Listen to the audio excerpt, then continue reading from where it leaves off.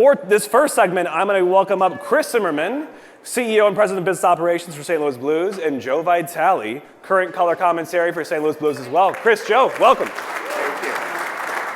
Thanks, Jake. Come on up. You guys grab a seat wherever here. All right, guys. Joe, take the middle because I know you'll carry this. Thank you.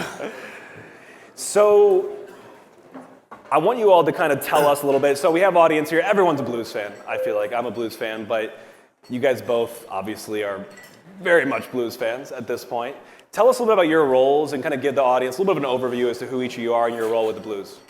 Go ahead, Joe. Mine's far less important, so I'll start. Thank you, Jake. It's a pleasure being here. Thank you for having us and hosting. I'm really glad we took that 5-minute break because there's no way I could have come up on stage after that video. That was extremely touching.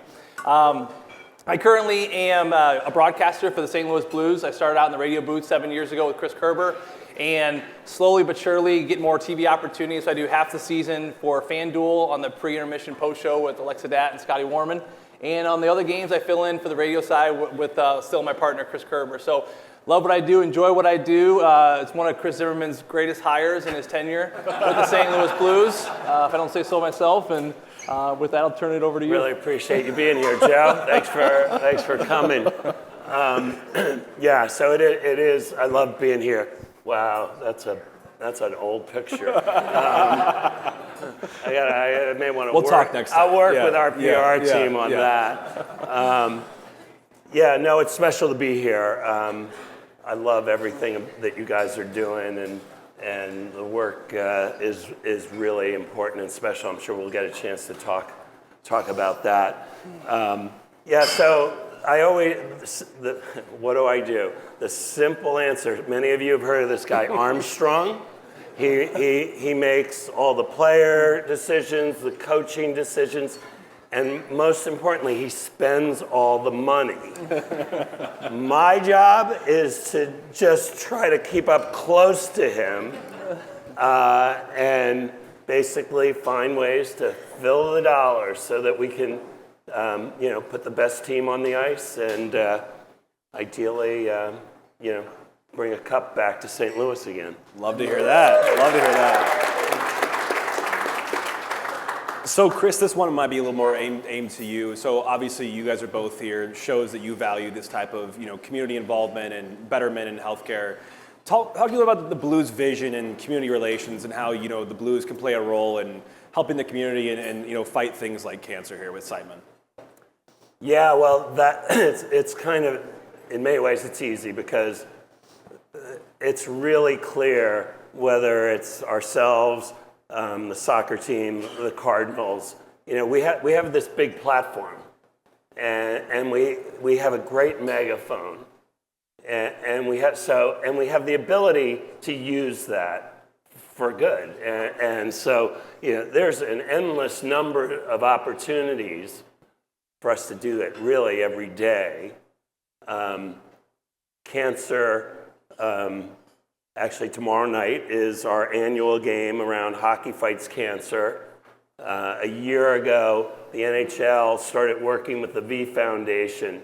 So I was just down at our NHL meetings, and I got to speak with Shane Jacobson, the CEO of the V Foundation. And one of the things we said to him when the league set this was, he said, okay, here's our interest in doing this, but I'm going to warn you, we're going to be the best team in the league at doing this.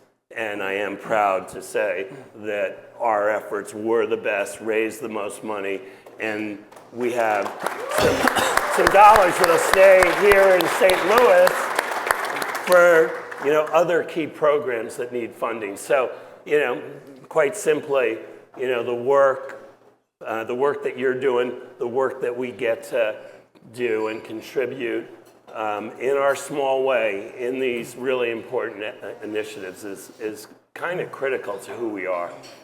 Absolutely.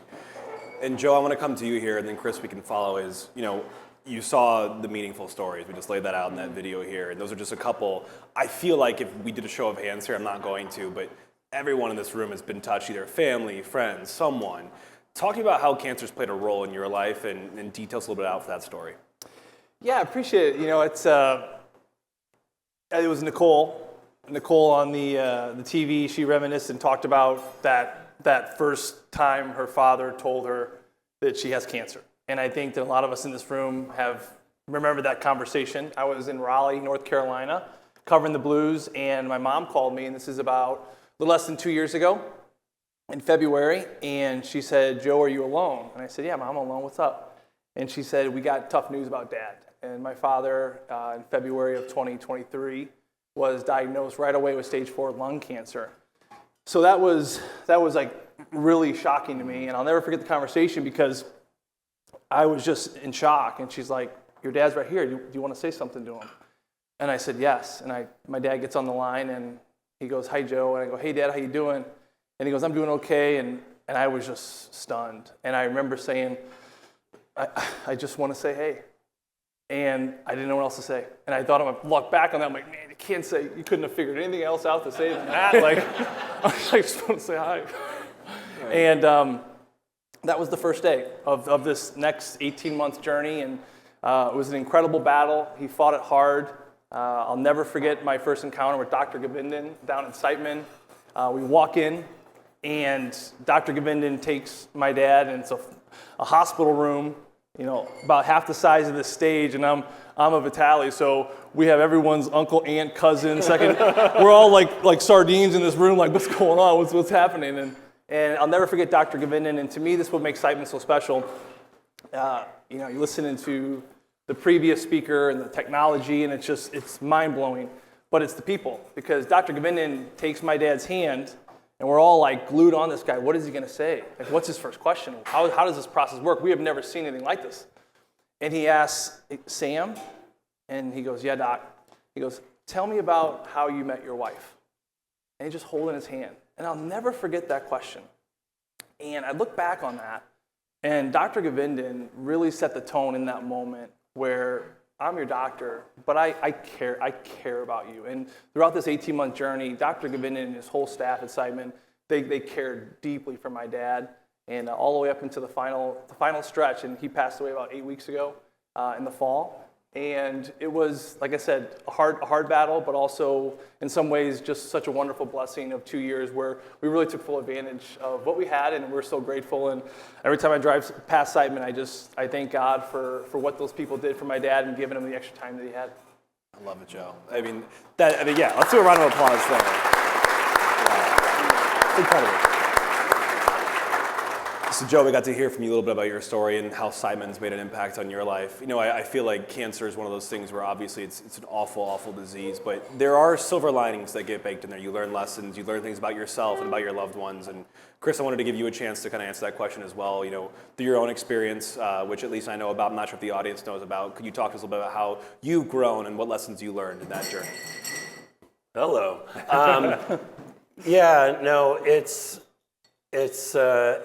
Obviously it's been an interesting journey for me. I guess, it was October 23 when my wife Emily was diagnosed with stage 4 pancreatic cancer. And, she fought the courageous battle for 6 months. And, I've watched Joe and his strength, his fight. Greg was someone who I got to know late in his enterprise career. I think still early in his horse racing career. A quick story. I went down to I think we were at Keeneland or Churchill Downs, and later, I was there with another friend of mine who's a horse person, and we run into Greg in the paddock. And sure enough, he's telling me about his excitement about his horse. And I went, and so we go off, and we said, yeah, maybe we'll see you later. I go in and place a bet for the horse to win. It wins. And it may have been the only horse race your dad's horse has ever won. and you know, I'm like, the next thing I know, I'm in the winner's circle getting a picture of a horse, and that was a pretty awesome moment. But you know, for me, yeah, Joe's situation, actually, I'm getting remarried. My fiance is a breast cancer survivor. So I kind of feel like I have this coming at me in a lot of different ways. And, you know, I'm excited. Tomorrow night's our Hockey Fights Cancer night. And many of you know about Kelly Chase's battle. You know, the most courageous, I'm going to kick cancer's ass person you could ever imagine.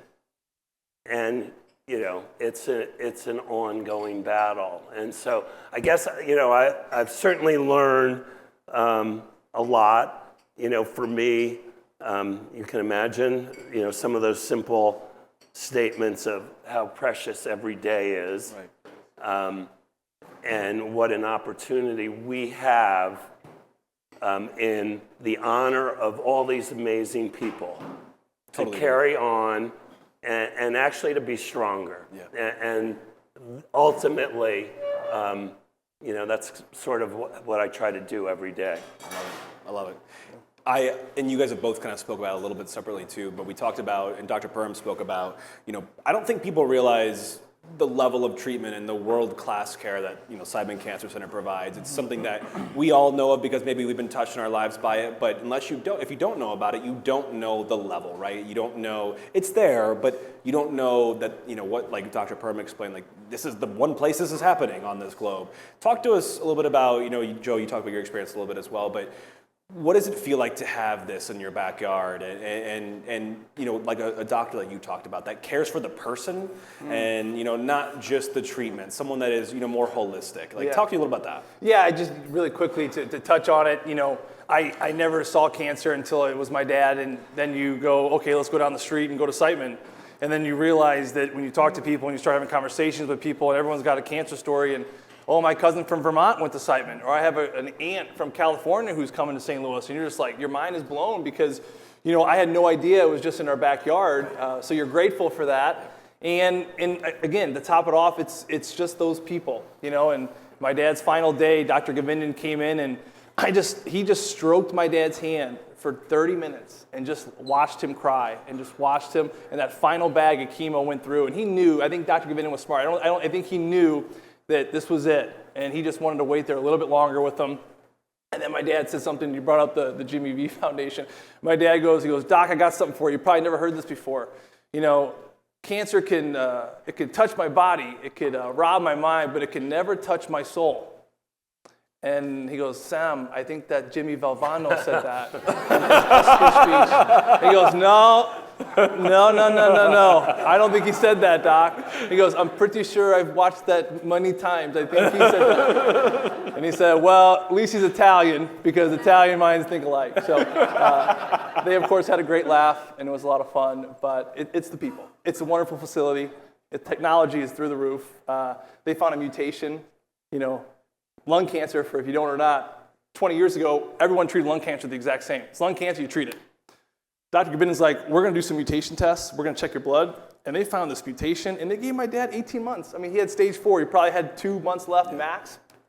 And they gave him 2 years. So, you know, at the end of the day, he always would tell me that you can either focus on what you're lacking or what you have an abundance of. And my family and I have 5 children, my wife, and a huge Italian family. And we try every day just to focus on what we have an abundance of. Love it. And I want to take a little bit of a deviation here because, first of all, for you guys to share as openly as you have, I mean, that's a blessing for us to hear those stories because it's so personal to everyone, but to share that, and maybe if someone's going through that here, maybe hasn't talked about it, just to be able to know that there's other people in your corner, they've been through these things. I appreciate your all's candidness and being able to share that. But I do want to take us in a slightly different direction. And the group here is also here to be entertained. And you all are both 2 guys that are on the ship of the St. Louis Blues here that we've got some diehard fans here, and I want to throw you a softball at least to start. I mean, we talked about another cup, Chris. You committed to another cup, right? Oh, so let's talk about the go first. to work every day. I mean, that's pretty obvious. Let's talk about the first one. So Joe, you were a year into your first gig? year. First year. I want to year. go back to who gave you that opportunity? I thought this was easy. We do this every year. Well, I want you both to pick one of your favorite memories from that run of that year. Something distinct or something that just stuck out to you as maybe the audience would like this or anything. I'll give you a couple seconds to think there, but something that sticks out to you in that 2019 run. well, I'm gonna do two quick ones, and I get to relive it. I guess this is really the post, but listening to Chris Kerber, and we have it on video, and many of you have seen it, right? That we didn't have it was a national television broadcast, so the only local broadcast of us winning was Kerb's call with Joey. Yeah. And I every time I watch that video, you have Kerbs, who is one of the best in the business. He's calling a call that we don't know if we're going to get to do it again, but he's capturing the moment, and you felt that. And you got someone who grew up playing hockey here, and even though he goes to a half-assed university in Northeastern, is able to emerge and play whatever 400 plus, right? Yeah. Games in the National Hockey League and all the other things that he accomplished. And putting those two things together, the St. Louis kid making the call, Chris Kerber, who's couldn't be more passionate about this club. I literally cry every time I watch them. And we have it in so many goddamn videos that it's a lot of crying. But that was pretty cool. And one of my other favorite moments, when we were down on the ice, Layla's story was so real. It was so much about her relationship with the players. She was in the suite we had with her mom there for Game 7. And we got her down to the ice, and I had that moment where it's kind of mayhem, and I grabbed Colton. I said, "Layla's looking for you," and many of you have seen those pictures of the two of them on the ice. It doesn't get much more powerful or any better than that. Love it. Yeah, Joe, no, it was and to the call point, Game 7 in Boston. 8 months ago, I was twirling my thumbs in St. Louis. I just had our fourth baby. I didn't know what I was going to do the rest of my life, and I got this opportunity I felt very underprepared. I've never done this before, and the night before, we're in Boston, and Bernie Federko had this glorious idea to take limoncello shots at the North End in Boston. And when he hands you a limoncello shot, he's a Hall of Famer. You don't turn it down. I probably had 14 limoncello shots that night. I've never been so hungover for a call in my life, and I was really kind of anxious about it, but it ended up turning out all right. And just Colton as well. We're watching the crowd, the cup's out, Curbs and I are finishing the call. We're just in awe, and I get a text from the Blues PR staff saying, "Where are you? The boys want you down here." So we drop our headsets, we rush down to the locker room, and it's just mayhem, right? I mean, there's 4 inches of champagne on the floor. You feel like you're in a flood. And all the players are there, and they like, "Joe, Curbs," and everyone's going crazy, and they start filling the cup up with beer. I have a gluten thing. I can't drink beer. So I remember Colton's like, "Joey, get over here. Come here, big boy." And I'm looking at this cup, and everyone's looking at me. I'm like, this is not the time to tell Colton Parayko about your gluten intolerance. So I manned up, and I took it down. And I just, the whole night was great, but man, to the airport, I started itching. I'm like, oh, here it comes. I'm like, the Blues finally won a Stanley Cup, and the radio guy is going to die on the plane ride home. It's just a complete party pooper. And there's a great photo. I have it in our home. I am literally passed out on the plane trying to like not die.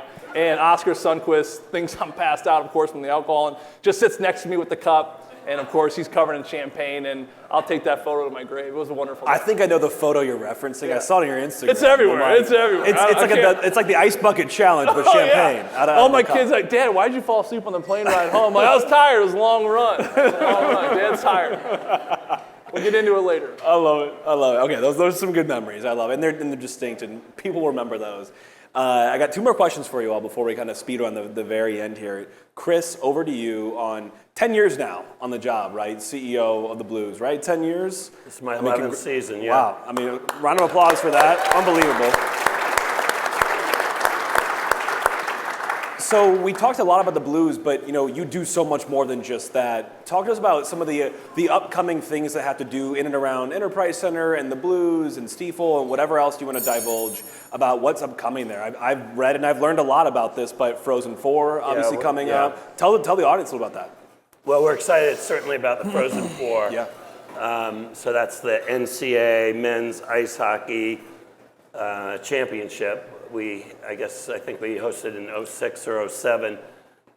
Yeah, I mean, bringing events, other championships to St. Louis, to our building, to our community, that's a big deal. I mean, the hockey piece, I think in general, I believe we're as good a hockey market as there is in North America, so maybe that's the world. Yeah. And that's what we're trying to do. And that's happening on all different levels. We're actually going to host a neutral site for the Women's Professional League the end of March. We're excited about that. Actually, the biggest tournament we host each year, which I think we have a 5-year deal, is out at Centene for the ACHA, which is the Club College Hockey Championships. We bring 70 teams here. So our thing, and Randy Gersh, whose team runs both our youth hockey and all of our community efforts and does an amazing job. We're just trying to spread the gospel. Yeah. We love our sport. We love our game. We love what it can do in terms of character building. And we're happy when it's growing and thriving. And we now annually, we put about, I think this year we'll be closing in on 1,500 new young kids between the ages of 5 and 8 through our Little Blues program, and then send them off into other programs and other associations. So lots of growth. I think, 5 years, we've actually grown hockey participation. I think it's 55%. It's the fastest growing market in the country. So we like doing that. We like spreading the hockey gospel. Of course. And soccer gospel, right? I want to make sure I got to mention soccer. For all you soccer fans, the NCAA Soccer Cup. Is that what they call it? The Soccer Cup, the Final Four in soccer? Something like that. Anyway, I went to the University of Vermont, the first state university to drop football in 1972, and sure enough, the Catamounts are playing, I think it's Friday night versus Denver in the Final Four for the NCAA championship. All right, Vermont. All right, he had his moment. Let's move on. Joe, the last question that you just answered, I'm going to go back to, because you jumped us on the timeline. I want to back it up a couple, maybe months, years, into your, what could have been micro bakery that you were working on. Can you talk to me a little bit about what you're up to in the kitchen for a little bit before your radio gig? Yeah, like I said, I went through, I grew up cooking and baking a lot in my family, and I've always had an interest in baking bread, and my career ended with a fight versus Kevin Miller, the Boston Bruins, and it was, I was 31. I didn't realize that it was a catamount. I got my ass kicked by a catamount, that's true. Sorry. He put me in the hospital Sorry. pretty good. It's okay. But yeah, so that, I broke my my orbital and cracked my jaw and temple, and that was kind of it, right? So I went through concussions and lots of medicine to try to get me better, and it was about a 2-3 year post-career phase of just really struggling. We just had our third baby. We're in Arizona and Scottsdale there, and we have no support, and just trying to, probably the toughest phase of my life. And I remember I became a bit of an insomniac through all my issues of the injury. And my wife's like, you got to stop making noise in the middle of the night. I'm up moving around and babies are getting up. And so I thought, okay, I'll pick up bread again. So I found this book, Tartine Bread, by Chad Robinson. Some of you may have heard of it. And I just started like... Doubtful. Not doubtful, yeah. I don't know why I even said that. It's a bestseller. Oh yeah, Chad, the sourdough book. Oh, we all got a copy of that. Next to the Bible. So I started flipping through it. I'm like, this is really fascinating. Like live yeast, this is great. So I started like mixing my own yeast, and I'm like a super scientist in the kitchen and like super into it and kind of geeked out about it. And what had ended up happening, I didn't realize at the time, is it kind of became my therapy to get better, where I got a chance to finally focus on something that wasn't myself and my injury and my illness. And then I took it to a whole nother step where I started making bread for other people. And I started making bread. And anyone who's made cookies or food, you give it to someone, that feeling, you can't replicate that feeling. It's such a wonderful feeling.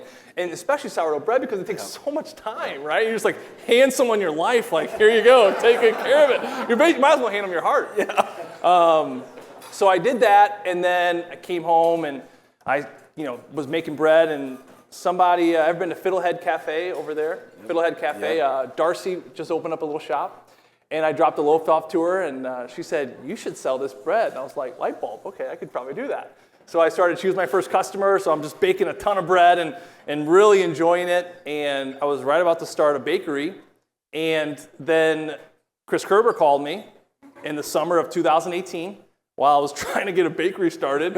And I looked at my wife and I said, what do you think? And she said, I quote, I think you need to follow the real dough on this one. And here I am.